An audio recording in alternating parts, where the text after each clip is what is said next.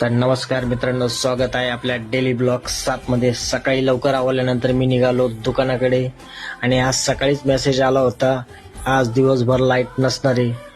त्यामुळे परेशानी तर खूप होणार होती. त्यामुळे मी पटापट आपलं दुकान घेतलं आवरायला.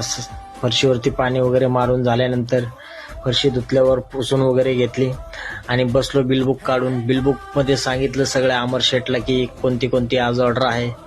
ऑर्डर वगैरे सांगितले, पण काय अमर शेट पण काय करणार, लाईटच नव्हती. अक्षरशः हालत एवढी खराब झाली होती मित्रांनो. आपलं दुकान एकदम पॅक असल्यामुळे हवा काय अजिबात येत नव्हती. त्यामुळे विचार केला की बाहेर जावं आणि थंड हवा घ्यावी.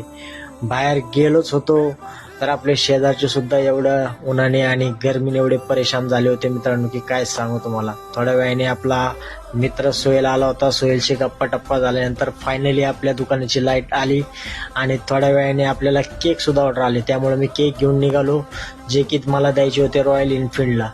आतमध्ये केक वगैरे दिले, कॅशियरशी गप्पा टप्पा झाल्या, हाय हॅलो केल्यानंतर मी निघालो आपल्या दुकानाकडे.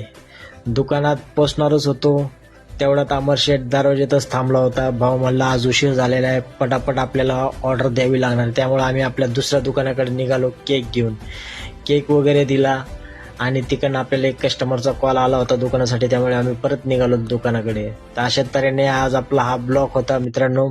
आज लाईट नसल्यामुळे हालत खूप खराब झाली.